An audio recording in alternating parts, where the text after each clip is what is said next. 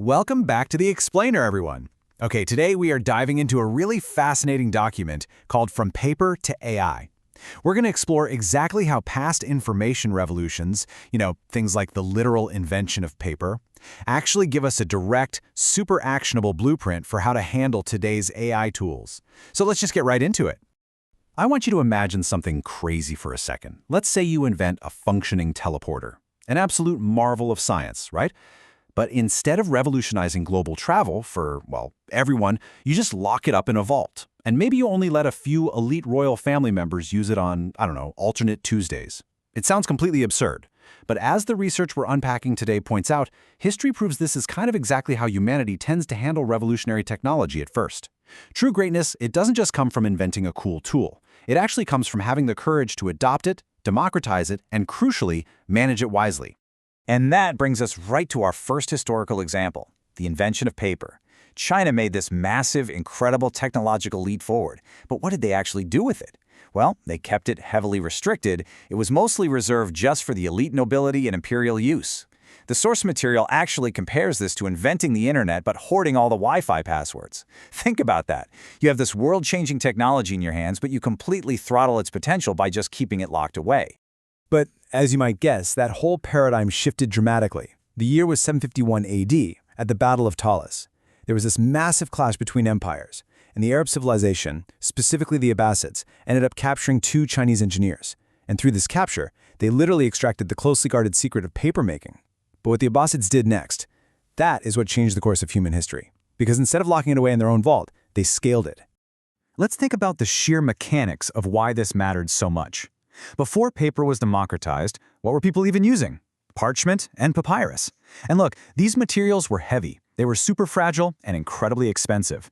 Now, contrast that with paper. It's cheap, it's lightweight, and it's practically made to be bound into books.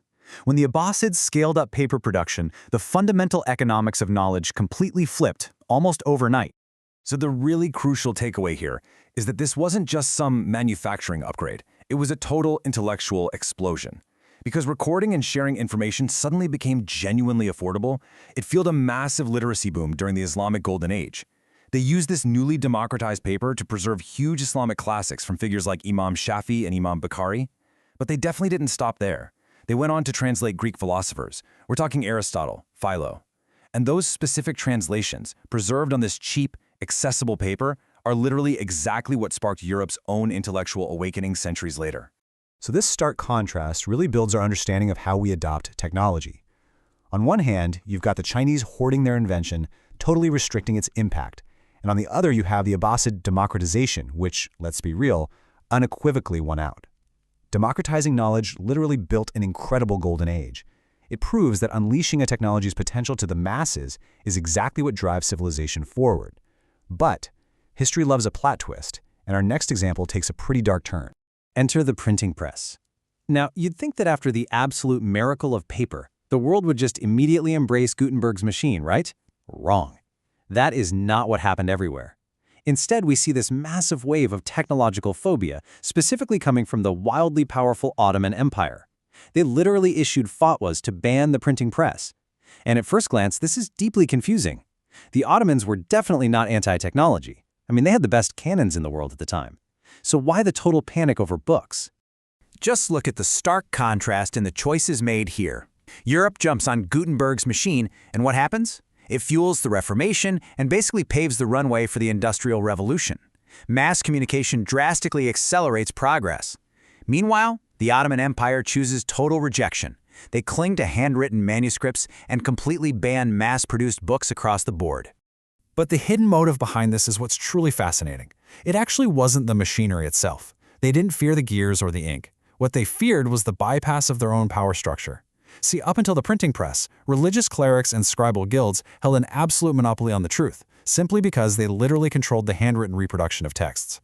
Mass-produced information, that threatened to spread unchecked ideas. They are absolutely terrified of the public developing critical thinking skills and shattering their centralized authority. These eras perfectly highlight the devastating long-term consequences of choosing control over progress. Just look at the timeline. The Abbasids adopt paper in 751 AD, sparking a golden age. Europe adopts the press in the 15th century, sparking the Industrial Revolution. But by choking off access to knowledge just to protect their own authority, the Ottoman Empire totally stalled intellectually. By the 18th century, they found themselves crumbling against a rapidly advancing modernized Europe. They essentially broke themselves by fearing the tool. Which brings us directly to the present day, the AI era. And this brings us to the real core of our explainer today. Are we making those exact same mistakes right now? I want you to think about how you personally use a tool like ChatGPT at work. Are you adopting it like the Abbasids, using it to aggressively scale your capabilities? Or are you kind of hiding from it like the Ottomans, afraid it's going to bypass your own internal power structure and skills? The source document warns us that we are currently facing a massive dilemma, basically staring down two very extreme traps when it comes to artificial intelligence. Let's break those down. Trap 1 is total surrender. This is where you just hand all your critical thinking over to large language models. You let the complex algorithms and chatbots do all the heavy lifting for you, and hey, it sounds tempting, it sounds easy, but it is incredibly dangerous because you completely lose your intellectual edge. On the flip side, Trap 2 is the Ottoman route. Total rejection out of pure fear. You refuse to use it because you're worried about your own intellectual decline, but by doing that, you absolutely guarantee you'll be outpaced by the people who do use it. So yeah, neither extreme actually works. So the crucial point here is finding the sweet spot, which the research calls wasanya, or the middle path. This is a philosophy of technology adoption where we absolutely use AI to massively boost our productivity, but, and this is key, as competent humans, we maintain absolute control and agency over the work. We master the tools, but we don't lose our critical thinking in the process. Okay, let's turn this into an actionable workflow. How do you actually practice WasAI? Mechanically speaking, it means you maintain strict control over 4 distinct stages: input, process, output, and quality verification. You don't just lazily type a prompt and blindly accept whatever the AI spits out. No way.